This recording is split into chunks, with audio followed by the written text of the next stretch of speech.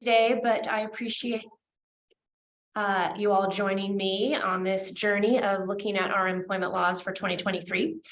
As Tracy said, I am Jennifer Douglas, and we are going to go through the laws.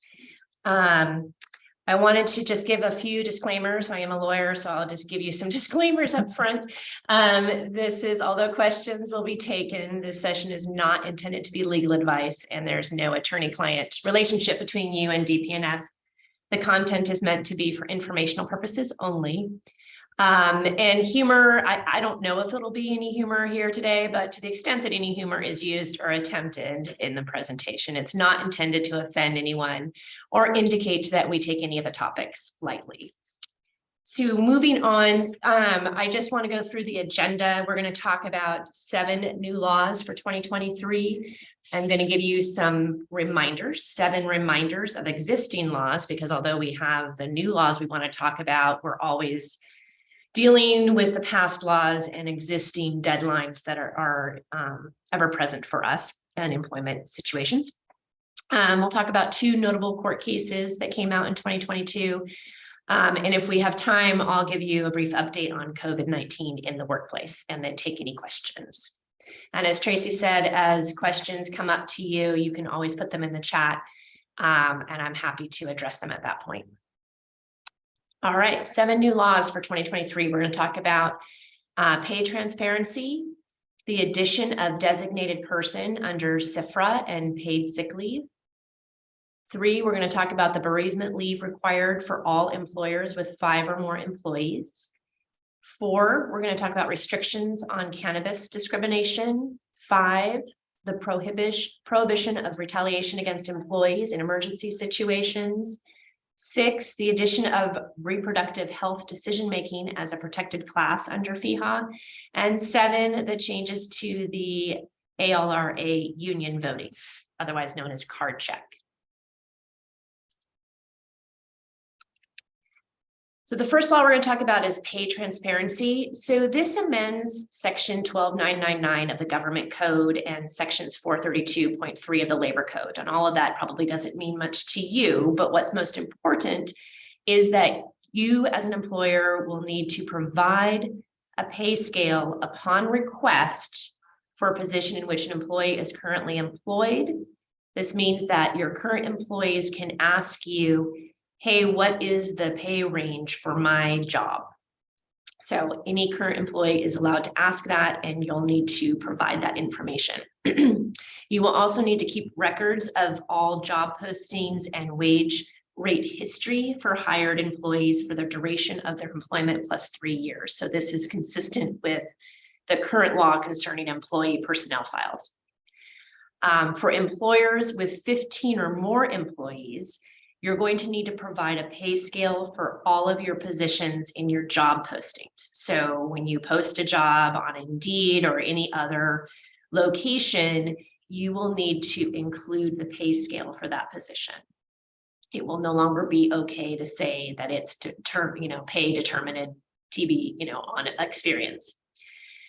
Pay scale means the salary or hourly wage range that the employer reasonably expects for the position.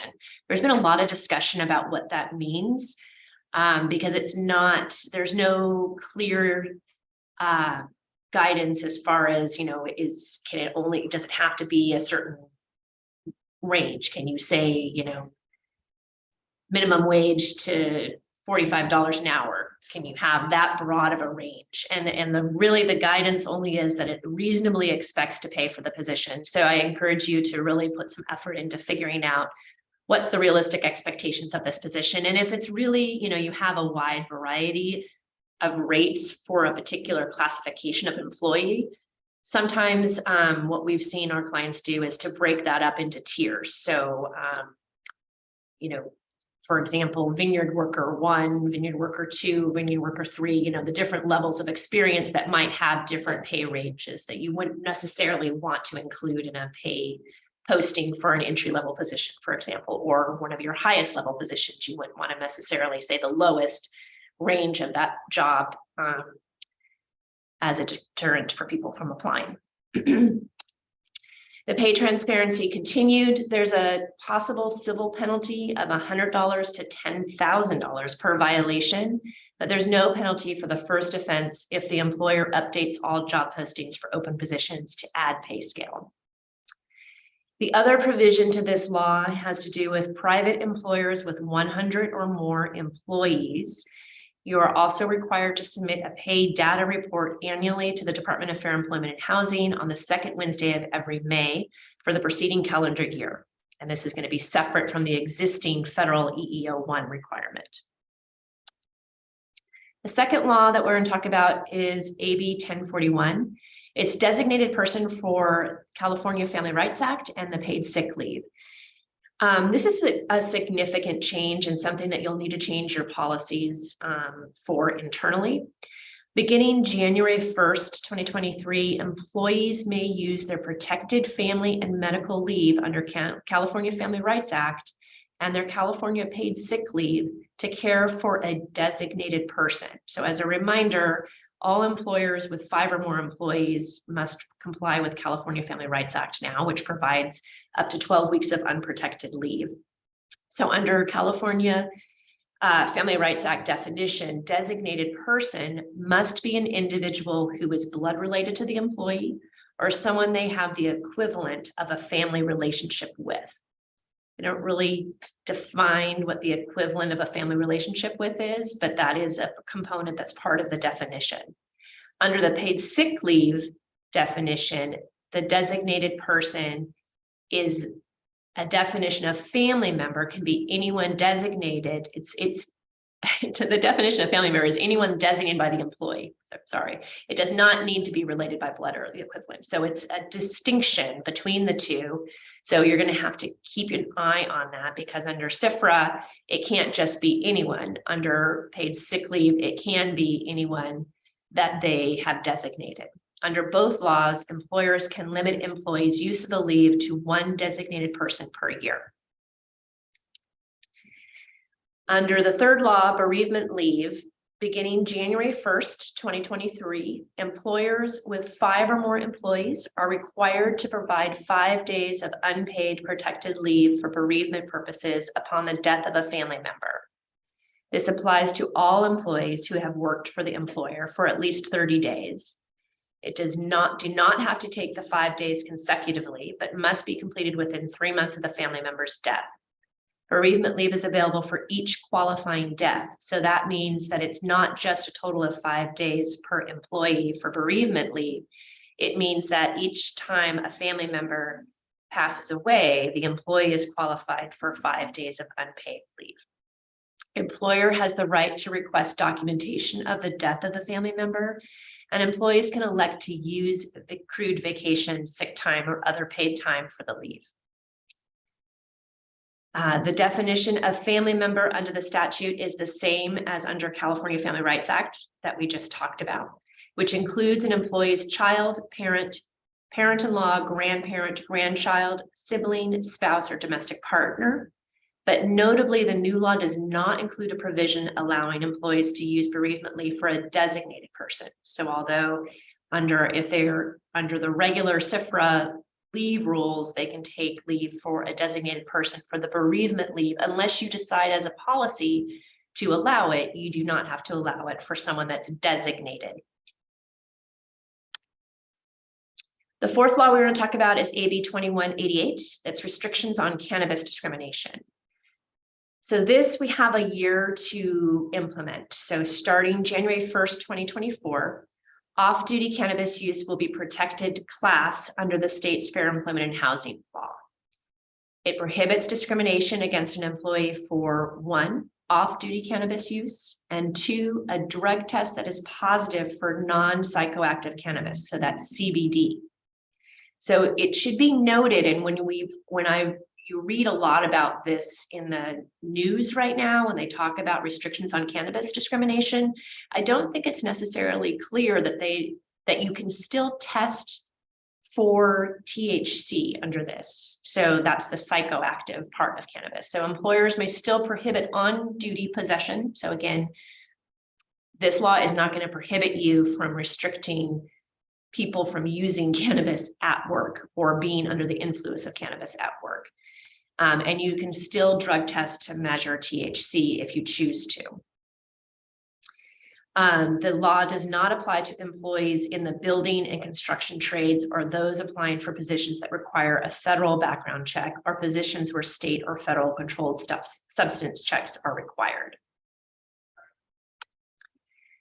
The fifth law we're going to talk about, SB 1044, no retaliation against employees in emergency situations.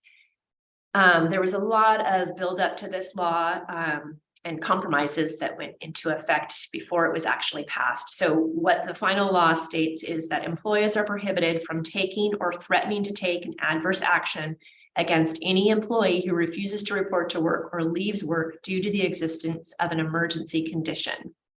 Emergency condition includes natural disasters like wildfires, orders to evacuate a workplace, or criminal acts. Notably, it does not include a health pandemic.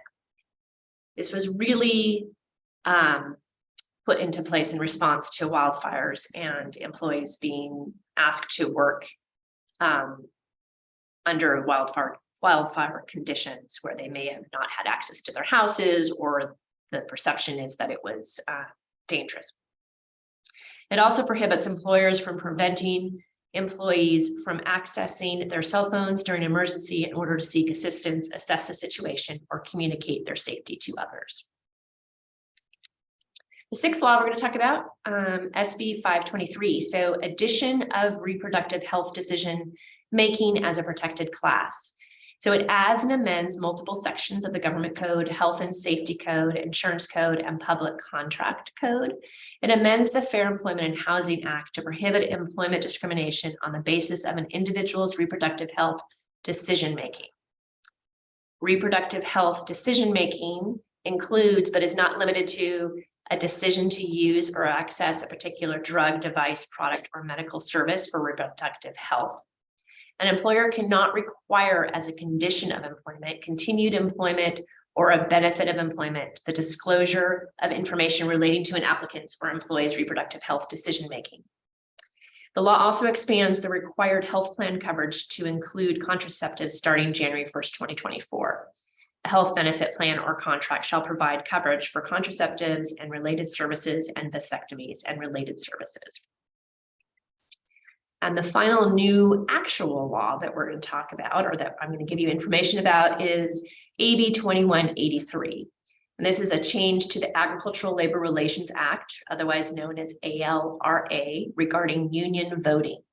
So this gives agricultural workers the option to vote by card check in union representation elections that were previously required to be held in person via secret ballot election. This is the latest in a long effort to provide union organization by card check for agricultural workers under the ALRA. And by card check, what that means is that unions can solicit employees to sign a card authorizing the union to represent them in collective bargaining. The union collects and mails the cards to ALRB as evidence that the majority of the employees authorize union representation. The ALRB would then certify if more than half the workforce signed a card, and then you would have a union in your workplace. So I'm going to move on to reminders of existing laws and or deadlines. Do any of you guys have any questions, though, before we move on about any of the laws that we just talked about? It's always hard to do these with a sea of blank screens to see. But if anyone has any questions, you can put them in the chat or just let me know.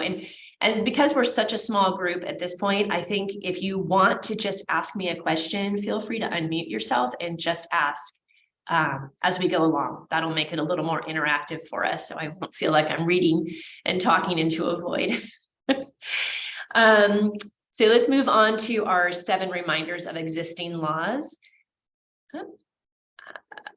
So minimum wage increase. So that's going to be the most important one. I'll get to that in a minute. That's why it's underlined and bolded.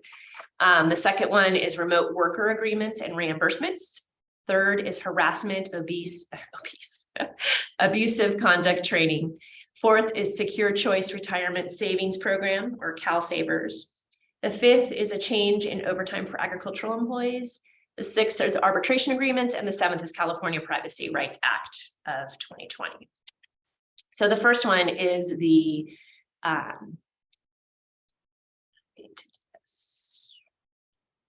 I can see. The first is the minimum wage increase for 2023. So beginning January 1st, 2023, the state minimum wage for all employers will be $15.50. And this rate reflects a 3.5% increase over the slated $15 an hour based on the law's provision that caps the increase to the consumer price index. So if the consumer price index is over 7%, then it's going to cap it at 3.5%. In this case, we were over 7%. The increase is capped. So the state minimum wage is $15.50 per hour. What is important about this is to make sure that you're paying minimum wage for everyone and that you update your wage posters and other labor postings. But also you need to check your local minimum wage ordinances. If you have employees working in certain cities, and generally the threshold is 2 hours a week in that city, you need to comply with the local minimum wage in that city. So for example, the city of Santa Rosa and Petaluma will be, the minimum wage is $17.06 as of January 1st, 2023. So it's important to pay attention to the minimum wage that applies to each of your employees' locations. The other really important piece to this, and every year I have clients that seem to get caught off guard by this, and it's really, really important, but that is that your salary for your exempt employees, the minimum salary you can have in California is 2 times the California state minimum wage for full-time employment. So that means that as of January 1st, 2023, the minimum salary you can pay an employee in California is $64,480.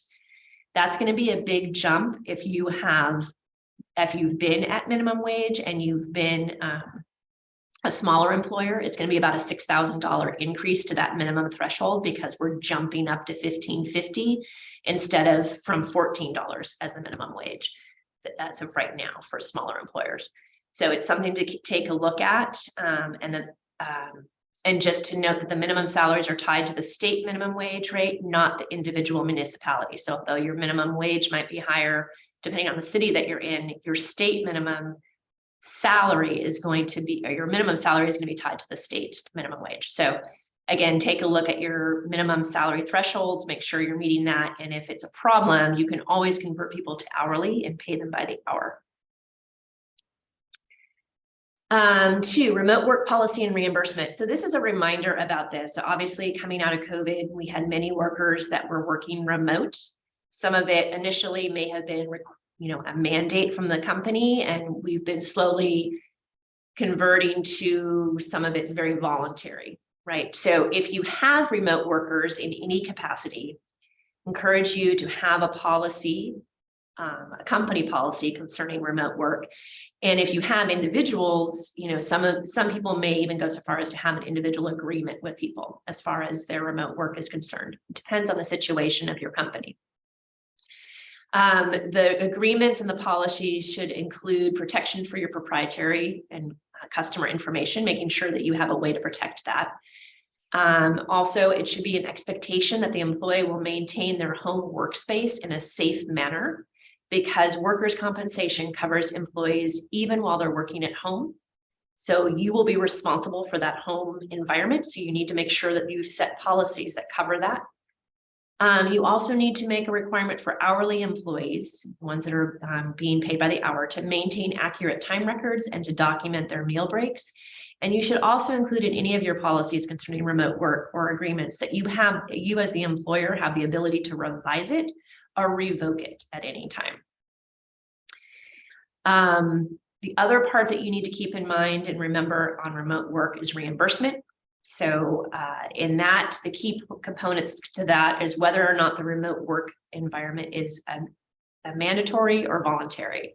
And by that, I mean, if it's mandatory, meaning the company is saying your work is remote, You do not have a designated office space in our company. Your permanent position is remote, or your permanent position is remote 2 days a week because you do not have an office space here.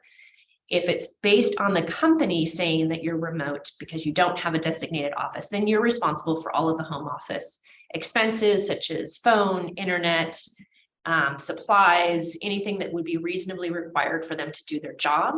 You don't have to pay to set up an office, meaning that you don't have to like create a space in their house or something like that, but you need to provide them with the tools and the equipment in order to do it. If the remote is at the employee's request, on the other hand, so it's something that's voluntary, meaning you have a spot for them, but they're choosing and you're allowing them to work remote, then you're not required to reimburse for home office expenses as long as the company has a dedicated workspace. So if it's purely voluntary, you don't have to pay for internet, you don't have to pay for the cell phone use for them to use it, or their phone use to use it at work. Cell phones are big, and just as a side note here, cell phones are a big issue now after COVID, because so much of our work has been done remotely with cell phones. A lot of time records have been moved to phone apps. So if you're not reimbursing your employees for at least a part of their cell phone use while they're, that you're expecting them to use for work, you should really be looking at those policies and make sure that you are covering those expenses, because you could be inviting yourself to potential claims for reimbursement for that. The third reminder is harassment abusive conduct training. So this is just a reminder. This law went into effect a while ago, but it never hurts to remind people to be on their 2-year cycle. For employers with 5 or more employees, you need 2 hours of supervisory or training for supervisory employees and 1 hour for non-supervisory employees. You can get this training for free through the Department of Fair Employment and Housing. You can have an online training. The in-person training tends to be more effective because you can tailor it to your own culture and your policies, and you can have it more interactive with your employees.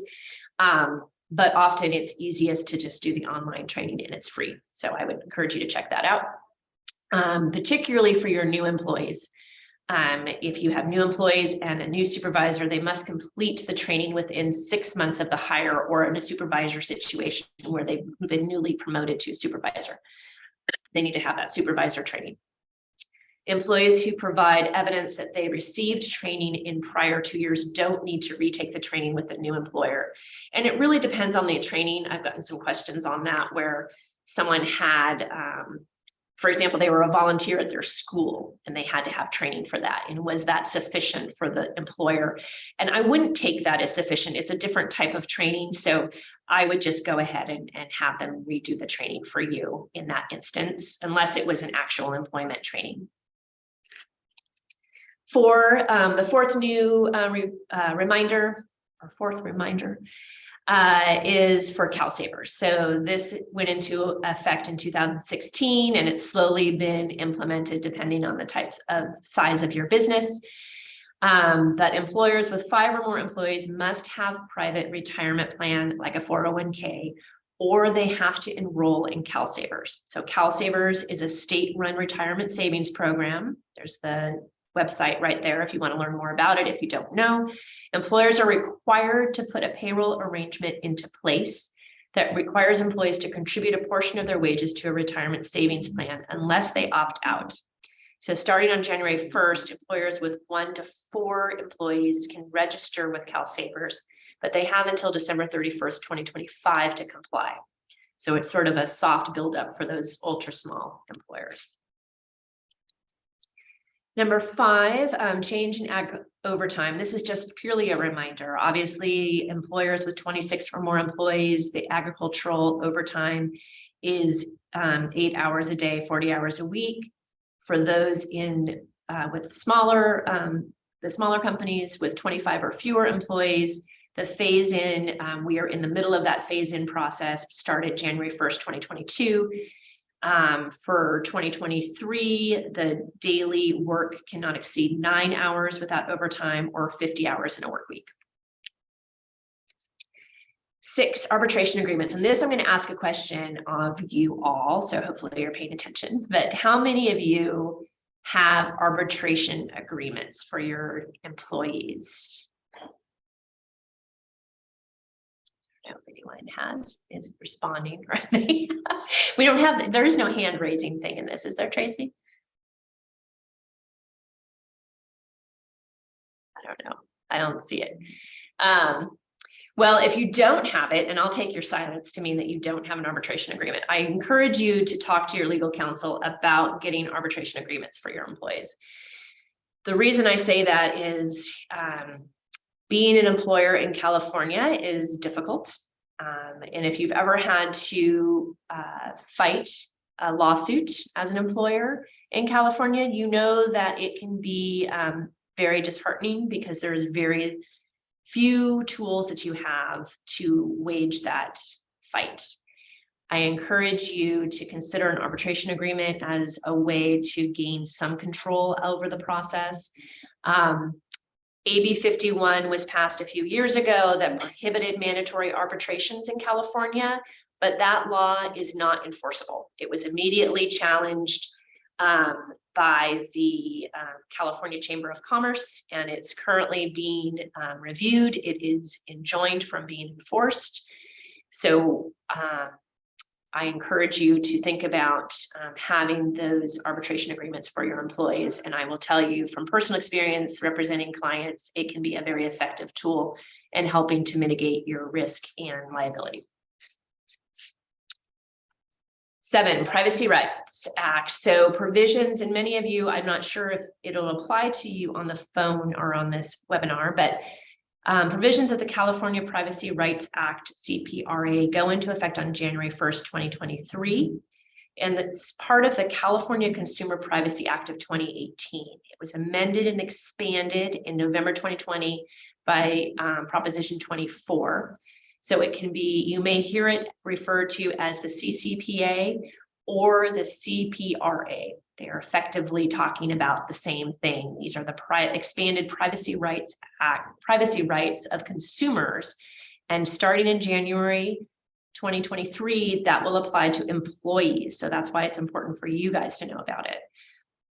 It only applies to for-profit businesses that either derive at least 50% of their annual revenue from selling or sharing the personal information of California consumers. And that's typically not an employee situation, right? You're typically not selling your employees' private information.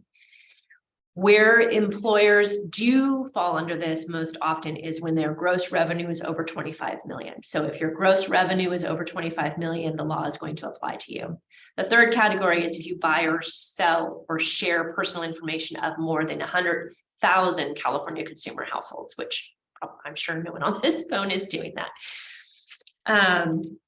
So the Privacy Right Act, so the employee exemption, as I said, expires January 1st, 2023. Personal information collected by a business about job applicants, employees, contractors, officers, collectively employees, and their emergency contacts and beneficiaries for benefits administered by the business are no longer exempt by provisions of CCPA. So meaning all of that information is considered personal information under the Act.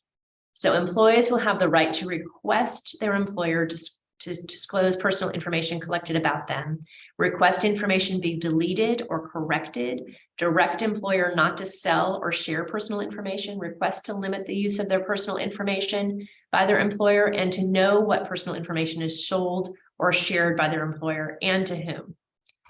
And employees, this should say employer, sorry, employers must employees must be provided notice of their rights under the CPRA in writing. So you as the employer is going to have to provide that notice to the to the employees about their privacy rights. This also, you've probably seen a lot. I know a lot of our clients have had to put notices for the consumers if you've collected data about some of your clients. Some of it's in the wine industry that you've had to make sure that you've given out notices about. So that's all under this privacy consumer protection. And there's a link there and you should check it out and talk to your legal counsel if you have any questions about whether it's applicable to you. So I'm going to move on to two notable court cases that came out in 2022. The first is a Ninth Circuit Court of Appeal case called Karine Cadena and Andrew Gonzalez versus Customer Connex. And then the second is a US Supreme Court case called Viking River Cruises versus Mariana. So the first case is a Ninth Circuit Court of Appeal case, and the federal court was interpreting California law. The issue concerned what is compensable time. This case is really important, and I encourage you to think about your timekeeping practices in light of this case. So the court found that turning on and booting up computers at a call center was integral and indispensable to the worker's duties and considered principal activity that must be compensated. So what does that mean? So that's really, and I can tell you again from personal experience representing employers in lawsuits, what time is considered off the clock, meaning that it hasn't been recorded. And I'll tell you, almost in all of the cases that I've had in the last 5 years, they've all talked about before and after they clock in and out. What have they been doing that could be compensable? And if they work in an office, it almost always involves the computer. How long does it take for your computer to log up before you can log in to your time records, right? So that this court case is saying if the computer is going to be an integral part of your business, then the time you have to take to sign on to that computer is going to be compensable. It's a bit of a slippery slope. It'll be interesting to see where this line ultimately gets drawn. So I've been in depositions where someone's asking, okay, where do you have to park to get to work? How long does it take you to walk to get to your desk? Do you have to go somewhere else before you clock in? All of those little steps they're trying to show should be compensable. Now, obviously, there has to be a line drawn at some point, right? Like you can't be responsible to pay someone, and it's been clear law that you're not responsible for commuting to work, right? So at some point, where does your commute stop and does your work start? And in the office setting, that can be a little murky. In a vineyard setting, that we've seen that, where you ask them to report, a lot of times the time record starts for the shift. Okay, your shift starts at 7 and we're going to have a safety meeting, but a lot of times your employees might get there early and start sharpening their tools, and then they have to walk to where you're going to have that safety meeting, and that might be some distance from where they have to park, right? So at what point do you start compensating them for that time? The law is moving towards requiring employers to compensate employees for time spent prior to clocking in where employees are completing tasks that are required by the employer or are indispensable for their job. So I encourage you to really start thinking about that. It can be really expensive, even a minute or two here or there. If you multiply by the number of employees you have and they can go back 4 years, it really adds up. So it's something to take into consideration. A lot of our clients are moving towards having timekeeping on their phone, which I mentioned earlier, means that you'll need to start paying for part of their cell phone time, but it also limits the impact that says, well, they had to wait in line to clock in. They had to walk a certain distance to clock in. If you can sign in as soon as you arrive at work and clock in on your phone, it takes a lot of those arguments away. Anybody have any questions about that? Okay. Viking River Cruises versus Mariana. So this was a US Supreme Court case. It was highly anticipated by employers, mostly by lawyers like myself. I'm sure employers weren't paying too much attention to it, but in this case, the Supreme Court was addressing arbitration agreements and PAGA claims. And hopefully none of you have had to deal with a PAGA claim, but PAGA, just for those that may not know, is a Private Attorney General's Act. That's what PAGA stands for. It's basically a law that allows employees to stand in the shoes of the labor commissioner and bring a claim for civil penalties. It does not have anything to do with anyone's wages, their individual. It has to do with the labor commissioner can go in and get penalties for violations of certain labor code violations. you didn't provide meal breaks for all of your employees, and there's a penalty attached to that. There's also wages attached to it, maybe, but that's not seeking the wages, it's only seeking the penalties. It's a very expensive lawsuit to have. It's a favorite lawsuit by plaintiffs' attorneys right now. And so in this Viking River Cruises case, the employee had signed an arbitration agreement that precluded representative claims. And that's a very common provision in an arbitration agreement. It's called the class action waiver, where an employee is waiving their right to bring a representative action. And the California Supreme Court had previously held that PAGA representative claims could not be waived through arbitration agreements like class actions, because the representative claim is on behalf of the labor commissioner, not the individual employee. So the California Supreme Court has made a distinction between a class action and a PAGA representative claim, and saying that you can't waive the PAGA representative claim in an arbitration agreement. But the US Supreme Court looked at this and found that PAGA claims can be divided into individual claims, which can be arbitrated, and a representative claim that's not subject to arbitration. So how this helps employers: if an employee's individual PAGA claims are sent to arbitration, the employee loses standing in court to pursue representative PAGA claims on behalf of other employees, and therefore the PAGA claim must be dismissed unless another representative is submitted. And so that's a separate issue. But for that particular claim, if you had an employee bring a PAGA action and they've signed an arbitration agreement, then you can move that to arbitration. Their individual claims will be litigated in arbitration, and they lose their opportunity to be a representative, or what they call an aggrieved employee under PAGA.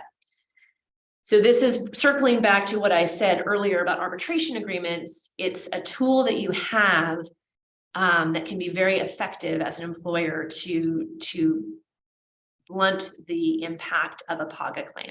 As I said, those can be very expensive. COVID, so good, we've got time. It's moving along very quickly. So COVID-19 in the workplace, 2023 updates. So I know if all of you read in the news today about masks being encouraged back on in our county, in Sonoma County, and many of the Bay Area counties to fight not only COVID, but also the flu and the RSV viruses that have been circulating in our community. So there's not a mandate right now for masks, but it's definitely encouraged, and something that employers obviously can always ask and require their employees to wear, subject to accommodation issues. So the current COVID-19 in the workplace 2023 update, we're going to talk about AB 685 notice provisions, workers' compensation, the COVID supplemental sick pay, and then the Cal OSHA ETS. Those are the emergency standards that we've been working under since the beginning. So AB 685 is the notice provisions that have been updated and extended. So AB 685 requires employers to provide written notice of COVID-19 exposure in the workplace to all employees within 24 hours of discovering the potential exposure. So I'm sure all of you on this phone have been doing that. That is the notice that needs to be sent to all employees whenever you have a COVID exposure in the workplace. And it needs to be done within 24 hours. The requirement was set to expire on January 1st, 2023, but it has been extended to January 1st, 2024 with some changes. Starting on January 1st, 2023, employers will also have the option of posting the notice in a place where workplace rules or regulations are normally posted, including in online portals, instead of distributing notice to each employee. So instead of sending out an email or sending out a memo to all of your employees about the exposure, you can simply post the exposure notice where your other postings are, or on an online portal. But it must be posted within 24 hours of learning of the exposure and must remain posted for at least 15 calendar days. And employers must also keep a log of all the dates that the notice was posted and keep the records for 3 years. So this is important for your businesses, for example, where you have employees that don't have email or work email or aren't always checking it. So for example, employers that have a large percentage, maybe your bottling employees don't have company email, your vineyard workers don't have company email. And so it's more difficult to get these notices to employees in a timely manner. This will just allow you to post it where you normally post things for your employees. The new provisions also remove the requirement to report an outbreak of COVID-19 in the workplace to the local public health agency. That was always a little odd. I don't know if any of you ever had to report to the county. Certainly in the beginning, the county was just so overwhelmed. You're lucky if you had someone actually even acknowledge what you said, but there wasn't a lot that they did about when you reported it. You kind of felt like you were reporting into a void. So anyway, that requirement is no longer going to be part of the law. AB 1751 workers' compensation rule. So this is another tricky one, and I kept finding although we kept giving notices about COVID-19 requirements, this got overlooked quite often, which is that workers' compensation presumption and reporting. So there's been a requirement to report COVID-19 cases from your workplace to your workers' compensation carrier. And I don't know if everyone's been doing that, but it is a requirement. So workers' compensation presumption and reporting requirement has been extended to January 1st, 2024. It was supposed to expire like the rest of them this January, but it's going to be extended for another year. So you must continue to report all known COVID-19 cases in the workplace to your workers' compensation carrier within 3 business days. So when you have exposure in the workplace, you need to notify your employees within 24 hours of the exposure, and you need to report to your workers' compensation carrier within 3 business days. There's a rebuttable presumption that the employee's COVID-related illness is occupational injury and eligible for workers' compensation. This continues, but it only applies during an outbreak. So as of January 1st, 2023, not every COVID exposure is going to be considered workers' compensation. It's going to be only if there's an outbreak. And an outbreak under the workers' compensation statute means if within 14 calendar days, one of the following occurs at a specific place of employment. So there's 2 components to this. One is the 14 days, calendar days, and the other is the specific place of employment. So if 100 or fewer employees, so if you have 100 or fewer employees at a specific place, you have 4 employees test positive. So if you have 4 employees test positive within a 14 calendar day period, and you have 100 or more employees, then that's, or 100 or fewer or more employees, that's considered an outbreak. If you have more than 100 employees at a specific place, then it'll be considered an outbreak if you have 4% of your workplace test positive. At a specific place of employment, or if your specific place of employment is ordered closed by government or school official due to risk of infection. Now, the specific place of employment is an actual location. So you might have, 5 locations spread across Sonoma and Napa and Marin counties, for example. But the specific place of employment is going to be 1 location. Supplemental paid sick leave. So this, the supplemental paid sick leave was extended through December 31st. It was supposed to expire at September 30th, and it got extended to the end of the year, December 31st, 2022, for all employers with 26 or more employees. So if you have 26 or more employees, this year in 2022, you've had obligations to pay employees for COVID-related illnesses. Employees are still limited to a combined 80 hours of time for symptoms, treatment, and illness for self and family. It didn't add any time. So, the law went into effect, and there was 2 40-hour buckets, for lack of word, 40 hours for your own illness, if you tested positive, and 40 hours if you had symptoms and were seeking treatment, and also for your family members were in those buckets as well. But a lot of companies just concluded them all under 1 bucket of 80 hours. And then frankly, the labor commissioner, we had a couple of cases, complaints go to the labor commissioner, and the labor commissioner has pretty much jumbled them together. So The employee had a combined 80 hours of time, and it didn't add any time. So for the whole year, there was 80 hours.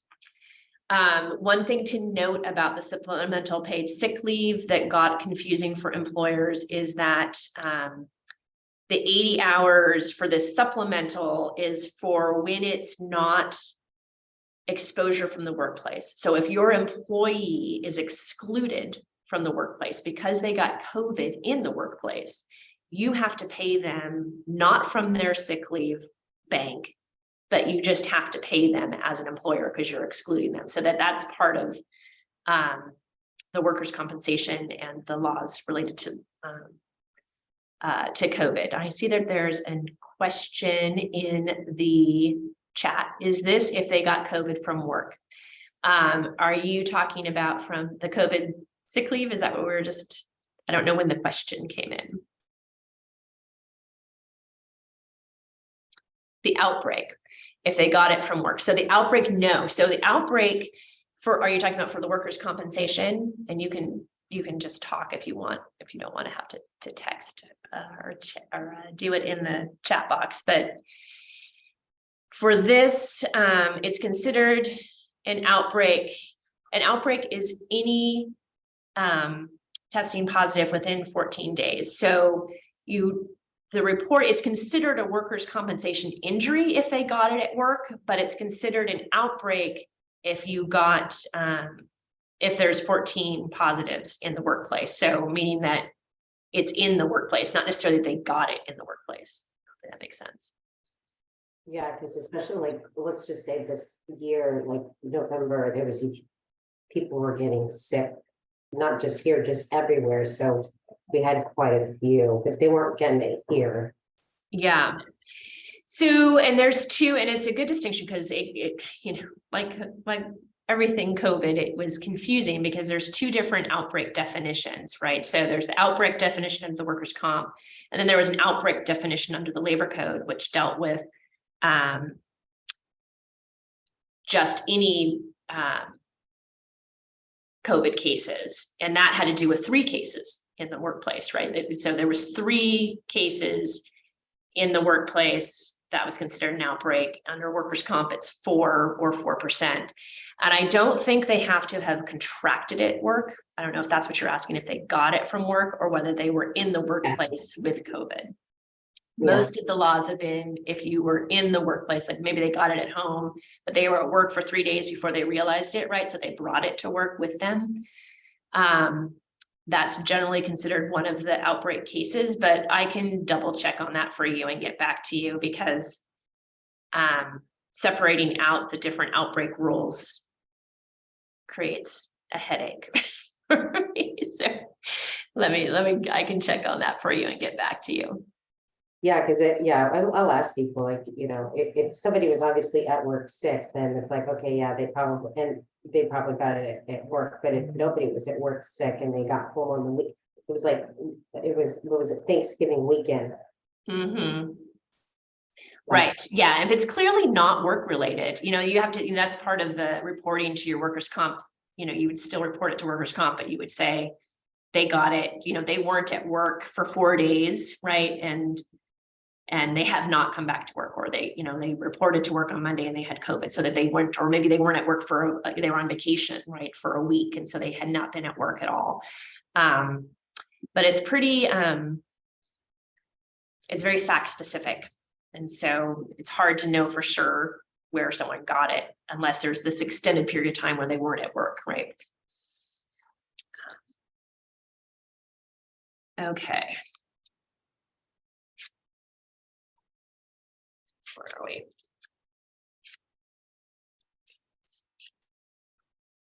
All right, sick pay. So, so on the sick pay, COVID supplemental paid sick leave, the 80 hours. So one of the benefits that the state passed was that there is a California Small Business and Nonprofit COVID-19 Relief Grant Program. It's not entirely, I think they haven't worked out the kinks on it because I've been trying to look at it for our own company. You know, we fall under this 26 to 49 employees and we paid PSL benefits. So trying to figure out how we apply for it. It's not clear. I'm hoping the tax specialists have gained more knowledge about it, but it allows small businesses to potentially recoup the cost of paid sick leave for 2022. It's only for employers with 26 to 49 employees that have paid PSL benefits during the year. And there's some other requirements. So I encourage you, if you fall under that category, to check with your tax and payroll advisor to see if you can apply for that grant. It's up to $50,000, so it's a significant amount of money that might be available to you, because that was the big problem with this supplemental paid sick leave. Unlike the federal law that gave you a tax credit, there was no mechanism to have, this was just out of the employer's pocket. There was no reimbursement. Cal OSHA ETS set to expire. So the non-emergency regulation is coming. So although the emergency regulations are expiring, the non-emergency regulation will be in effect. So what does that mean? The current version of the ETS, which has been in effect since 2020, will expire December 31st, 2022. Employers will no longer have to comply with most of the COVID-19 protocols in the ETS starting January 1st, 2023. But the non-emergency COVID-19 regulation is anticipated to be approved at the Cal OSHA Standard Board meeting, which is meeting tomorrow. And we can encourage you to consult with your legal counsel regarding the implementation of the new standard. A lot of things will expire, but there's going to be still requirements for employers with COVID-19. We can't just, unfortunately, we're not going to be able to just not comply with anything. And that's it. The questions, other than the question to get back to Sonia about the outbreak.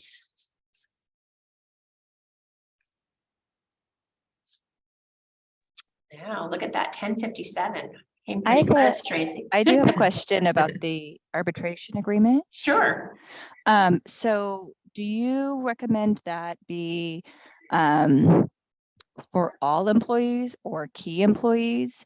And I think I know the answer for that. I'm just asking. And asking also, for a friend. asking for a friend. And also, is there a way to, I just want to make sure it's not like a third rail when hiring or with existing employees retroactively. So what's your recommendation of the best way to maybe, fold that into, is it something that's like, hey, we're just, I guess I'm trying to figure out how to implement that best for existing employees, and then what's the best approach for new hires in terms of like folding it into an existing agreement or document that we already have them, fill out. And I get that there's a lot, and some of it is a cultural thing. So some, some companies choose, I just don't want to ask my employees to do this, and they don't. But I still encourage them to consider it, because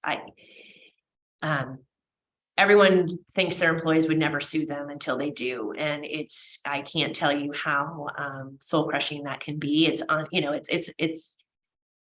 there are a lot of employers in the state that, I'm sure do things that are unlawful and deserve to, have employees bring their actions against them, and they need to be corrected. And the laws, I'm a firm believer in all the laws that we have in California, and that they serve a purpose. But I also think from an employer standpoint, it's impossible to be perfect. And many of the laws, the way that they are written, reward plaintiff's attorneys mostly to find little minutia details and bring actions against you that don't necessarily benefit the employees individually as a whole. So it can be really horrible. So anyway, all that being said, the arbitration agreement, it should be a separate agreement, separate standalone document that your employees sign. The best way to do it is like when you're rolling out your new handbook or something, you're rolling out other policies and you say, now we're going to be doing this as well. Most employees don't object to it. I think there's a lot of concern by employers that their employees will be upset signing it. Most companies have not had that experience. There might be a handful of employees that object to it, and you can make employees sign it.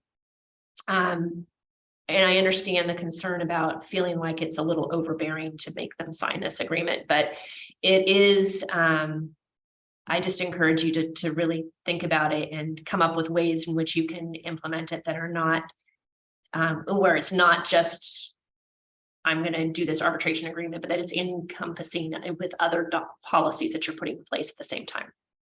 And I don't know if that makes any sense, but and I would do it for everyone. I wouldn't just do it for certain employees. So like a, excuse me, so it would not be part of the handbook. It would be like an addendum to that everyone would sign, or a separate agreement even. Yeah, a separate agreement. And the same kind of boilerplate for, it doesn't need to be adjusted or catered per type of employee. No, you just have the same agreement for all of your employees. Yeah. It's a legal document. So when we, there are particular language in an arbitration agreement. Arbitration is something that's been litigated a lot in California. So the language has been refined quite significantly as to what is enforceable and what is not enforceable. So I would encourage you to work with your legal counsel to make sure you have a compliant arbitration agreement, because there are particular requirements that California will make sure are in the agreement to make sure that it's balanced, meaning that it's fair to the employee, to be enforceable. And one of those key things, and something to consider as an employer, is that the employer has to pay the arbitration cost. So if someone brings a case in court, you as the employer are not paying the court's fees, right? You're just paying whatever your own costs are.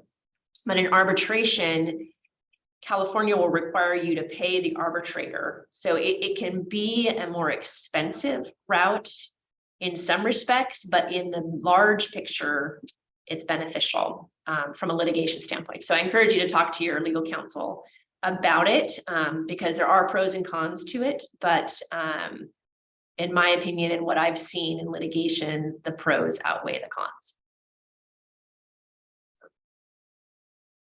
I think there's another question in the chat. So do we have a sample version of arbitration agreement? Well, we have arbitration agreements that we've put together. So I'm happy to talk to you offline about it, but it is something that you should really work with your legal counsel on putting together in place for your employees.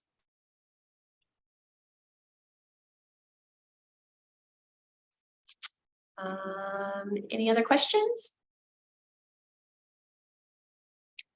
All right. Well, if anyone wants a copy of the presentation, so you have all the laws, just shoot me an email and I'm happy to send it to you. Tracy and Anna, thank you so much for hosting. And I appreciate it and enjoyed spending some time with you guys today. Thank you, Jennifer. It was great to have you. You gave some excellent information for everybody to put in practice for 2023, and it was very good to see you today. Nice to see you too. Yeah, and thank you everybody for being on with us today. Thank you. Thank you. Bye. Bye-bye. Bye. Thanks, Jen. Thanks, Tracy. Bye. Bye.